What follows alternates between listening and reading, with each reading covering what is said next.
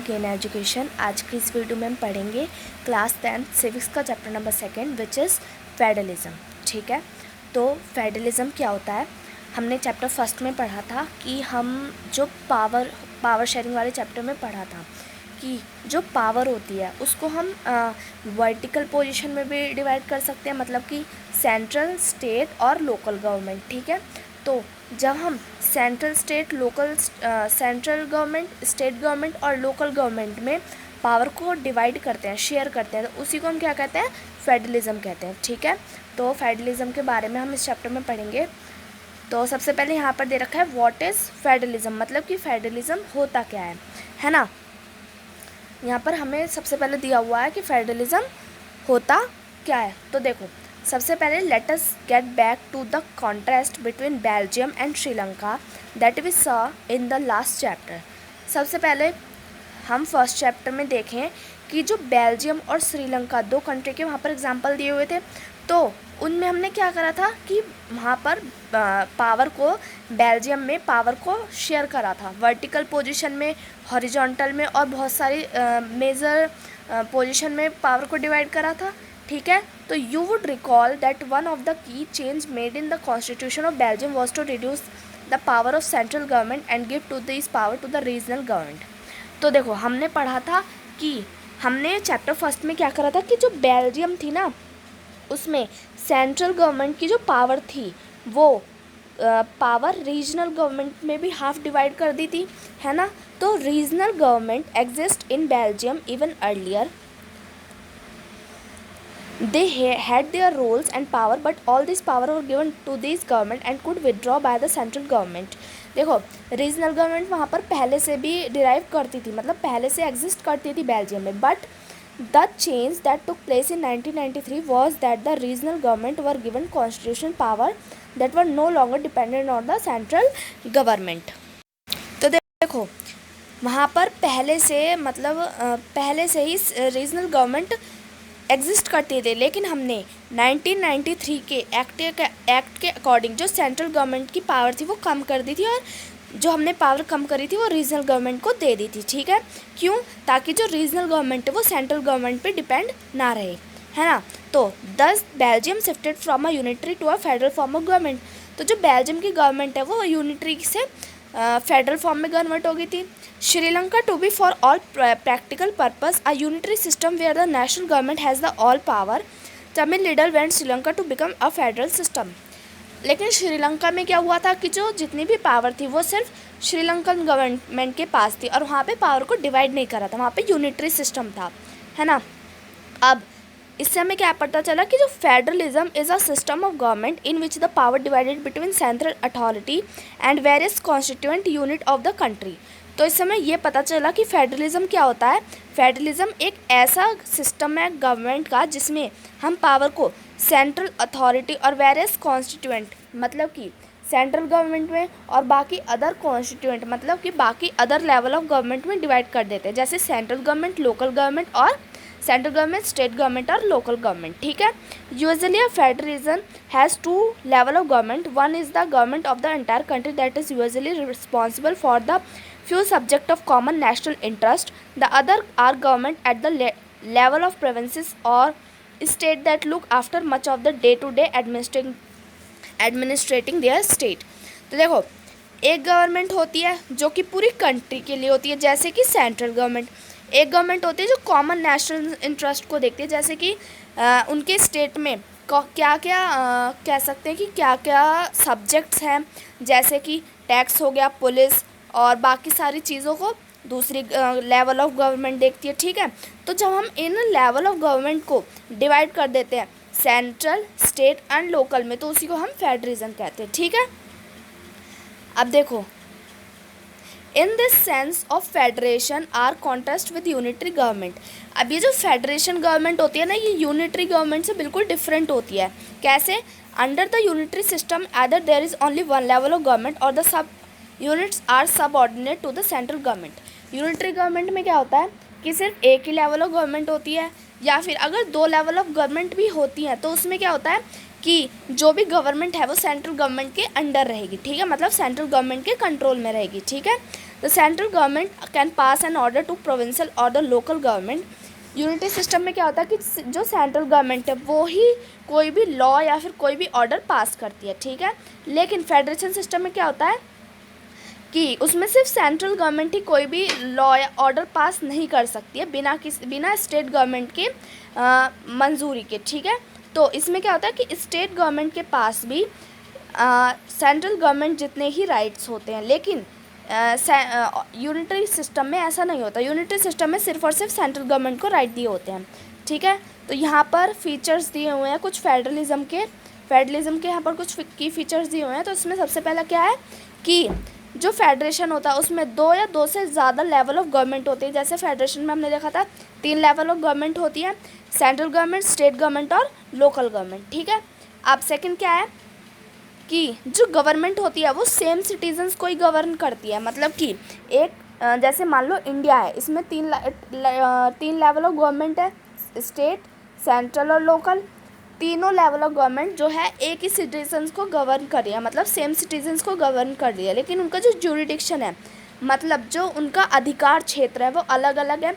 वो सब अलग अलग मैटर पर, अलग अलग सिचुएशंस पर क्या नाम है रूल करती है। जैसे जो सेंट्रल गवर्नमेंट है वो सेंट्रल लेवल पर रूल करती है, स्टेट गवर्नमेंट स्टेट लेवल पर और लोकल गवर्नमेंट लोकल लेवल पर, ठीक है। थर्ड क्या है कि जो इन गवर्नमेंट्स के जो ज्यूरिडिक्शन है, मतलब जो अधिकार क्षेत्र हैं, वो कहाँ से दिए गए हैं इनको, कॉन्स्टिट्यूशन के द्वारा। और कॉन्स्टिट्यूशन में ये जो इनके पावर्स हैं वो गारंटी करी गई है।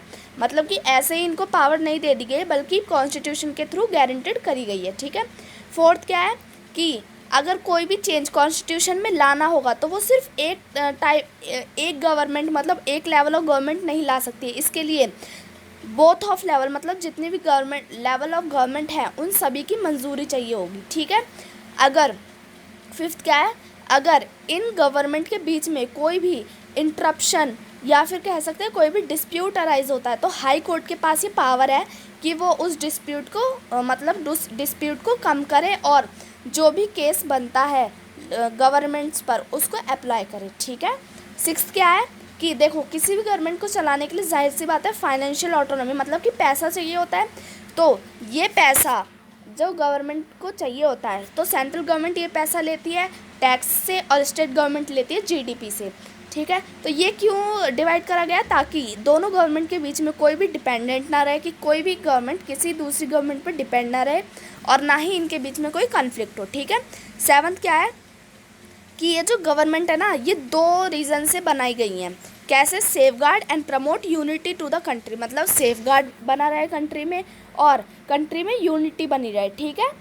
और रीजनल डाइवर्सिटी जो होती है उसको एकोमोडेट, मतलब कि रीजनल डाइवर्सिटी जैसे हमारा इंडिया है वहाँ पर बहुत ज़्यादा डाइवर्सिटी है, तो इस डाइवर्सिटी को यूनाइट करने के लिए और पीसफुल तरीके से स्पेंड करने के लिए इन गवर्नमेंट्स को बनाया गया है, ठीक है।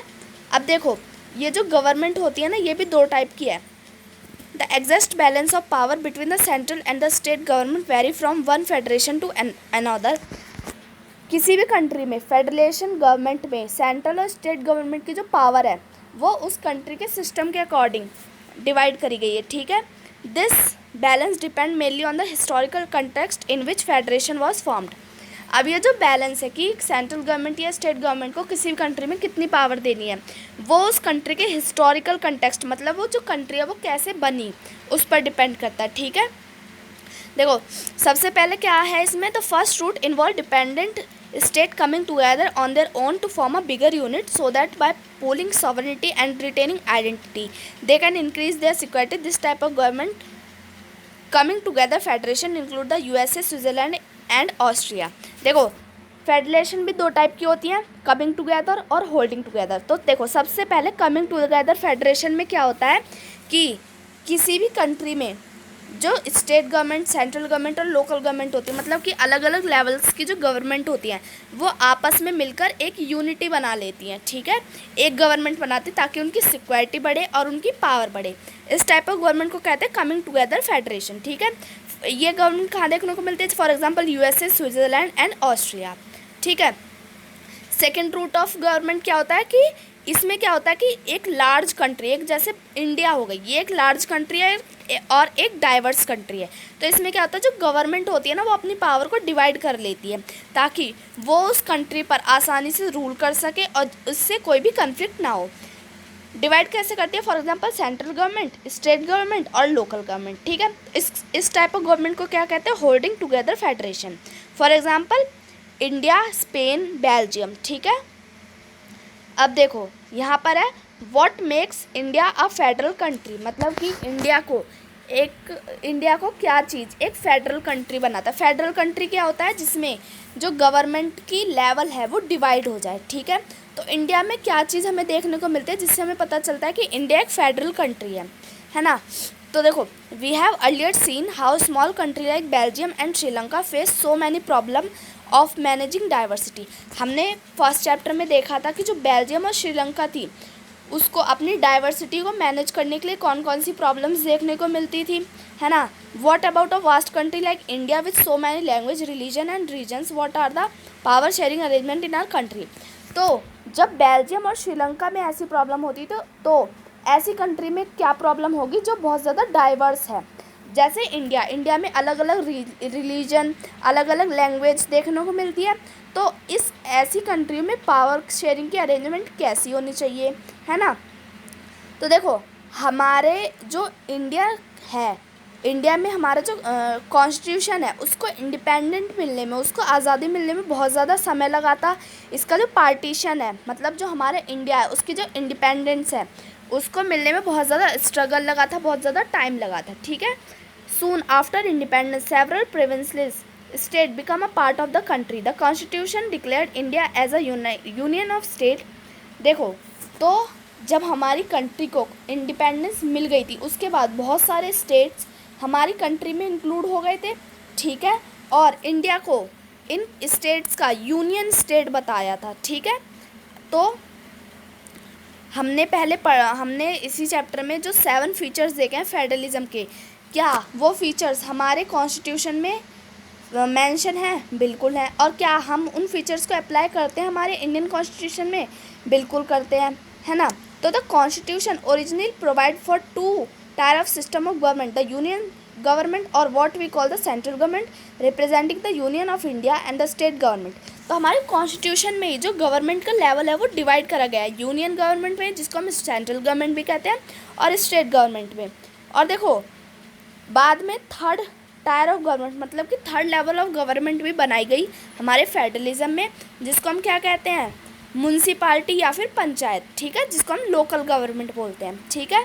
तो देखो इसमें फेडरलिज्म के में क्या होता है कि सभी टाइप ऑफ गवर्नमेंट के अपने अपने ज्यूरिडिक्शन होते हैं, मतलब अपने अपने अधिकार क्षेत्र होते हैं, ठीक है। जैसे यूनियन लिस्ट मतलब जो सेंट्रल गवर्नमेंट होती है, सेंट्रल गवर्नमेंट को हम यूनियन गवर्नमेंट भी कहते हैं। तो यूनियन गवर्नमेंट के अंदर कौन कौन से मैटर आते हैं, कौन कौन से सब्जेक्ट्स आते हैं, उनके बारे में पढ़ेंगे। तो देखो यूनियन गवर्नमेंट में क्या क्या आता है, कंट्री का defence, foreign affairs, banking, communication और करेंसी। मतलब कि जो सेंट्रल गवर्नमेंट होती है वो कंट्री की सुरक्षा के बारे में देखती है, और जो फॉरेन अफेयर्स होते हैं उनके बारे में देखती है।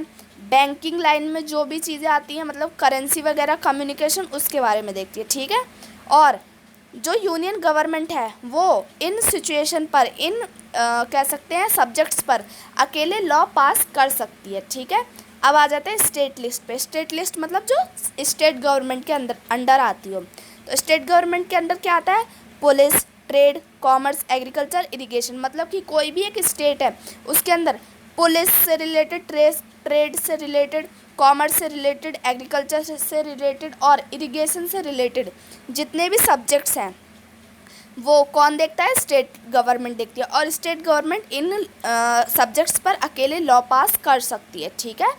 अब थर्ड क्या आता है, कंकरेंट लिस्ट, मतलब कि लोकल गवर्नमेंट। तो देखो लोकल गवर्नमेंट किन चीज़ों पर लॉ पास कर सकती है, एजुकेशन हो गई, ठीक है, forest, trade, union, marriage, adoption and succession. मतलब किसी भी एक लोकल एरिया में जितनी भी चीज़ें हैं, जैसे एजुकेशन, फॉरेस्ट, ट्रेड, ये सब चीज़ें क्या कौन देखता है, कंकरेंट लिस्ट, मतलब कि लोकल गवर्नमेंट, ठीक है। अब देखो both the union as well as the state government can make law on the subject mentioned in this list. If their law conflict with each other, the law made by the union government will prevail. अब देखो जो हमने यहाँ पर list में law बनाए थे, इसमें कोई भी गवर्नमेंट लॉ पास कर सकती है, लेकिन अगर इन लॉज के बीच में कोई भी कन्फ्लिक्ट अराइज होता है तो जो यूनियन गवर्नमेंट का फैसला होगा वही मान्य होगा, ठीक है। अब what about subjects that do not fall in the 3 list. अब उन सब्जेक्ट्स के बारे में कौन डिसीजन लेगा जो इन तीनों लिस्ट में नहीं आते हैं। मतलब कि जब हमारा कॉन्स्टिट्यूशन बना था उस टाइम पे टेक्नोलॉजी, कंप्यूटर सॉफ्टवेयर वगैरह नहीं थे, तो इनके बारे में कौन डिसीजन लेगा? इनके बारे में डिसीजन लेगी यूनियन गवर्नमेंट, मतलब कि स्टेट गवर्नमेंट। और ये जो सब्जेक्ट्स हैं जो उस टाइम पे नहीं थे वो किस सब्जेक्ट के अंदर आते हैं? रेसिडुअरी सब्जेक्ट के अंदर, ठीक है। अब यहाँ पर है, we noted above that the most federation that are formed by holding together do not give equal power to its constituent unit। अब हमने देखा कि जो होल्डिंग टुगेदर फेडरेशन में गवर्नमेंट होती है वो अपनी गवर्नमेंट को वो पूरी तरीके से इक्वल पावर नहीं देती है, ठीक है। दस all state in the Indian union do not have identical power. तो इसीलिए हमारे स्टेट में, मतलब हमारी जो स्टेट्स हैं इंडिया में, उनमें सभी स्टेट के पास इक्वल पावर नहीं है, आइडेंटिकल पावर नहीं है, ठीक है। कुछ स्टेट है जो स्पेशल पावर, स्पेशल स्टेटस को एंजॉय कर रहे हैं, जैसे कि असम, नागालैंड, अरुणाचल प्रदेश, मिज़ोरम, ठीक है। ये सब क्या है? ये स्पेशल पावर को एंजॉय कर रहे हैं, जैसे कि आर्टिकल 371 जो हमारे कॉन्स्टिट्यूशन से हटा दिया गया है। इसके अकॉर्डिंग क्या है कि जो ये स्टेट्स हैं असम, नागालैंड, अरुणाचल प्रदेश, मिज़ोरम, ये सब एक स्पेशल पावर एंजॉय कर रहे हैं। इसमें किसी भी बाहर कंट्री के, बाहर स्टेट के लोगों को ये राइट नहीं है कि वो इन कंट्री में आकर कोई भी ज़मीन खरीद सके या फिर यहाँ पर रह सके, ठीक है। India who are not permanent resident of this state cannot buy land or house here. Even India भी यहाँ पर कोई भी घर या ज़मीन नहीं खरीद सकता है, ठीक है। अब कुछ देखो, there are some units of Indian unity which enjoy very little power. कुछ स्टेट तो ऐसे हैं जो कि ज़्यादा पावर एंजॉय कर रहे हैं, लेकिन कुछ स्टेट ऐसे हैं जो बहुत कम पावर एंजॉय कर रहे हैं, ठीक है। These are area which are too small to become an independent state but which could not emerge with any of existing state. ये एरिया ऐसे हैं जो कम पावर एंजॉय कर रहे हैं, ये एरिया ऐसे हैं कि ये इतने छोटे हैं कि ना ही इनको स्टेट बनाया जा सकता है, ना ही किसी दूसरे कंट्री में या स्टेट में इंक्लूड करा जा सकता है, ठीक है। जैसे कि चंडीगढ़, लक्षद्वीप और बाकी कैपिटल सिटी जैसे दिल्ली या फिर कोई यूनियन टेरिटरी, ठीक है। तो इनमें क्या होता है कि जो सेंट्रल गवर्नमेंट होती है ना, वो इन स्टेट को कुछ स्पेशल पावर देती है, ठीक है। This sharing of power between the union government and the state government is the basic to the structure of constitution. अब देखो, सेंट्रल गवर्नमेंट और स्टेट गवर्नमेंट में जो पावर डिवाइड करी गई है वो हमारे कॉन्स्टिट्यूशन से दी गई है, ठीक है। अब the parliament can not its own change this arrangement. अब अगर हमारे कॉन्स्टिट्यूशन में कोई चेंजेस लाना है तो सिर्फ पार्लियामेंट ही इन चेंजेस को अकेले पास नहीं कर सकती है, बल्कि इन चेंजेस को सबसे पहले दोनों हाउसेस ऑफ पार्लियामेंट में जाना पड़ेगा, ठीक है। उसके बाद थर्ड मेजॉरिटी यानी प्रेसिडेंट इनको साइन करेगा, ठीक है, इन लॉज को पास करेगा। अब the judiciary play an important role in overseeing the implementation of constitutional provision and procedures in the case of any dispute about the division of power the high court and the supreme court make a decision. अब देखो, जो judiciary होती है, मतलब कि जो ये देखती है कि जो लॉ बनाया गया है और पास करा गया है उसको अच्छे से फॉलो करा जा रहा है या नहीं, वो एक इम्पॉर्टेंट रोल प्ले करती है किसी भी कॉन्स्टिट्यूशनल प्रोविजन को, मतलब किसी भी पावर को कह सकते हैं फॉलो करने में, ठीक है। अगर किसी भी डिवीज़न ऑफ पावर में, मतलब सेंट्रल गवर्नमेंट में, स्टेट गवर्नमेंट या फिर लोकल गवर्नमेंट में कोई भी डिस्प्यूट अराइज होता है, कोई भी कह सकते हैं कि डिस्प्यूट मतलब कोई भी कन्फ्लिक्ट अराइज होता है, तो उसमें हाई कोर्ट और सुप्रीम कोर्ट के पास पावर होती है कि वो इस डिस्प्यूट में डिसीज़न ले सके, और हाई कोर्ट या सुप्रीम कोर्ट की जो डिसीज़न है वो इसमें मान्य भी होगा, ठीक है। The union and the state government have the power to raise resource by levying taxes in order to carry on the government and responsibility assign the each of them. और जो यूनियन गवर्नमेंट है और state government है उसको वो अपने according power दे सकता है और अपने अकॉर्डिंग बता सकता है कि किस गवर्नमेंट को टैक्स लेना है, किसको नहीं लेना है। ठीक है, समझ आया? तो इस वीडियो में इतना ही। आगे की वीडियो के लिए दूसरे पार्ट में आगे की वीडियो हम दूसरे पार्ट में कवर करेंगे। ठीक है।